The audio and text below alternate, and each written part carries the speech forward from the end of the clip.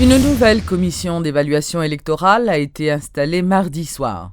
Le Premier ministre, lors de son discours, a mis l'accent sur les efforts consentis par l'exécutif afin de répondre aux revendications des acteurs politiques.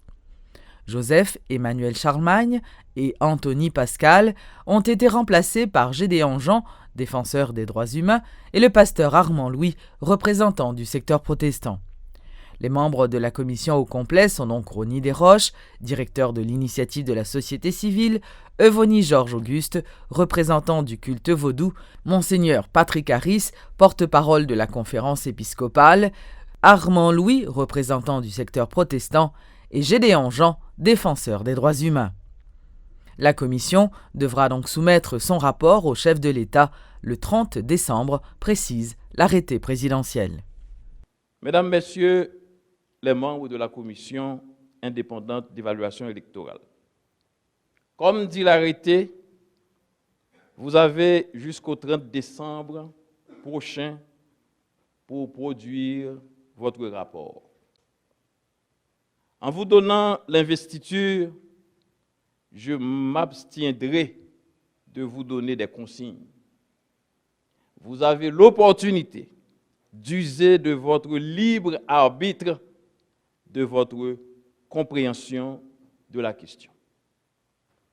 Car un pays ne se construit pas à travers les divisions et les luttes politiques fratricides.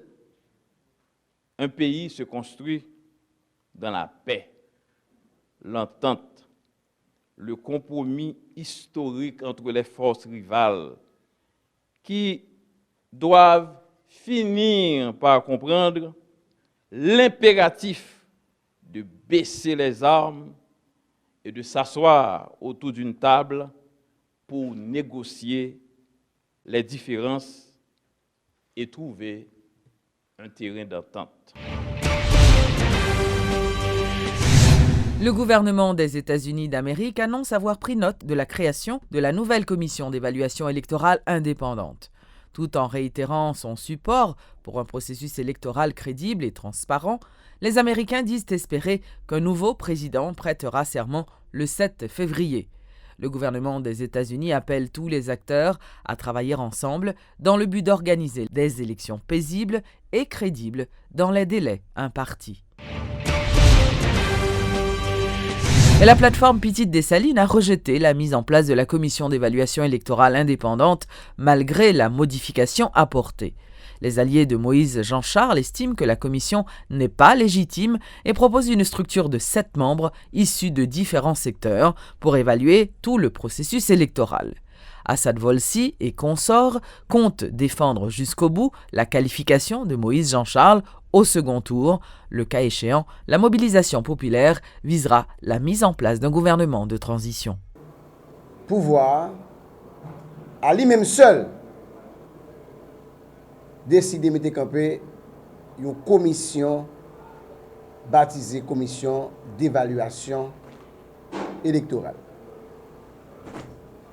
Commission ça, qui non seulement créée, qui était dans le passage, hier soir, finalement, il fait césarienne, il fait installation,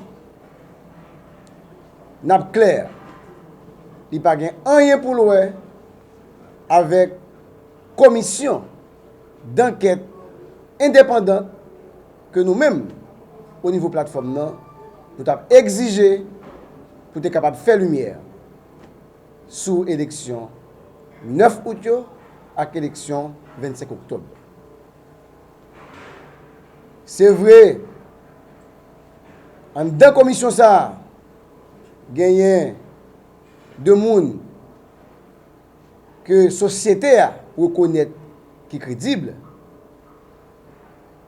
mais en même temps, principe pour te monter commission ça, pas respecté, donc une autre fois encore, nous rejeté commission ça. Au moins 20 présumés bandits ont été arrêtés ces derniers jours dans la région métropolitaine de Port-au-Prince. Ces individus ont été appréhendés dans le cadre de la lutte contre l'insécurité qui gagne du terrain dans la capitale. Le ministre de la Justice, Pierre-Richard Casimir, en a fait l'annonce. Nous avons enregistré depuis quelques semaines des cas d'Acadie qui font un peu le bruit, des cas qui médiatisés. Mais en termes de taux, nous n'avons pas enregistré plus d'insécurité que normal. Mais moi, je dis ça, à chaque fois qu'on a un grain de monde qui est victime de situation d'insécurité, c'est déjà une de trop. Mais tant qu'on a tout remarqué, la police peut arrêter les bras croisés. Tant qu'on me dire de manière pédagogique, la police a deux responsabilités. Il y a une responsabilité de faire prévention et faire répression. Répression, un peu le résultat. Si nous regardons, si je prends un cas qui a parlé beaucoup plus sur, il y a un journaliste Wendel Léodore qui était victime 2 jours après, et moins de 2 jours après, dans le week-end même, il est victime vendredi, et la presse connaît le dimanche, mais depuis samedi soir, la police a mis la main sur le bandit qui a agressé, qui a dépouillé l'automobile que il a conduit. Dans le cas Carrefour, là, qui a fait un pile bruit, nous-mêmes autorités, depuis le jour où la fait là, nous étions déjà sur piste là. Ça a pris du temps pour que nous mettions main dans le bandit et regarder tout en bas code.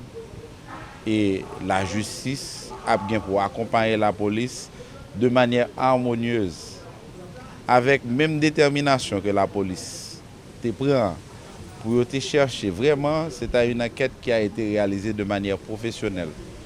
Bravo pour l'autorité police judiciaire qui te permettent que yo te kembe monde qui te fait ça.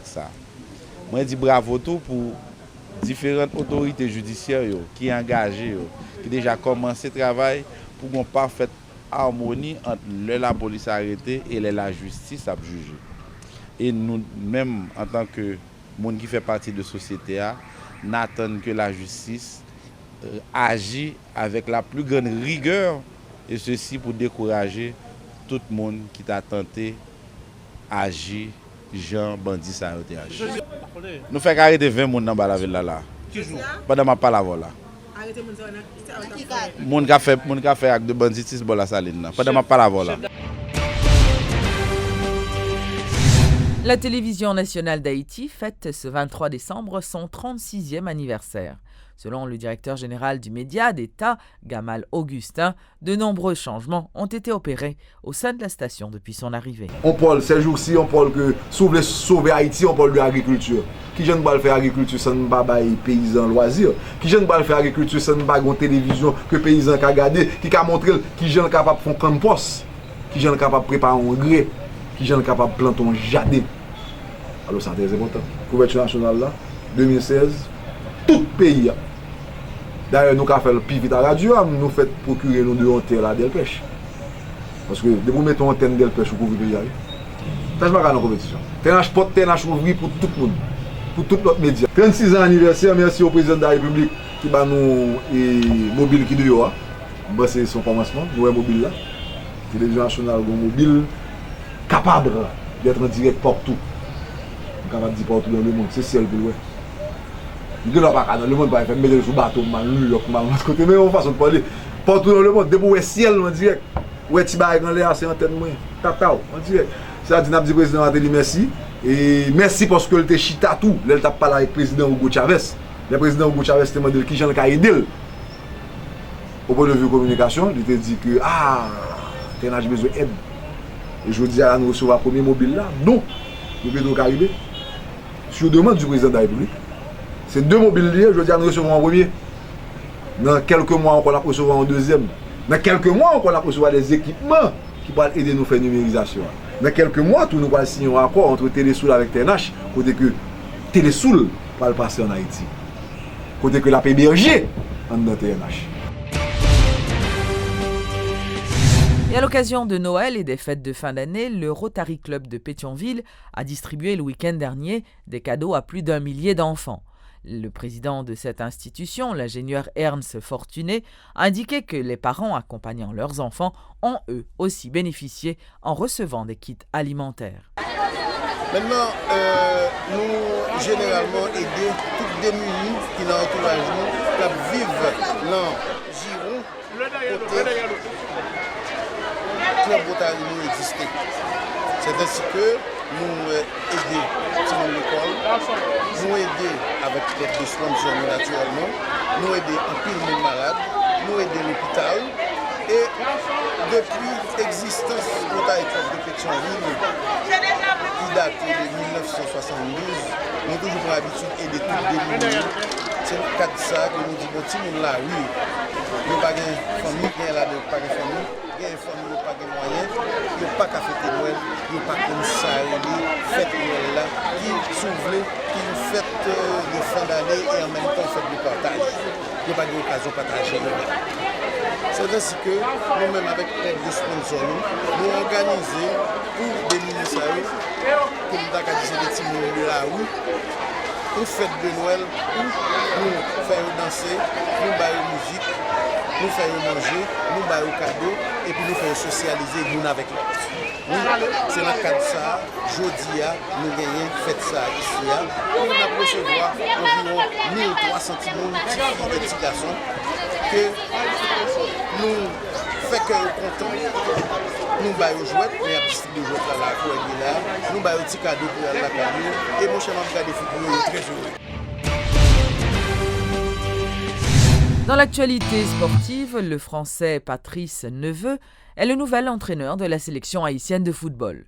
Le Français de 61 ans, dont le contrat est de 2 ans, a déjà promis de qualifier les Haïtiens pour la Copa América de 2016 et d'aider aussi les joueurs locaux à développer leur talent pour le bien-être de la sélection. Aussi de prendre cette équipe nationale de football de la République d'Haïti. Je voulais profiter pour remercier le président de la fédération, M.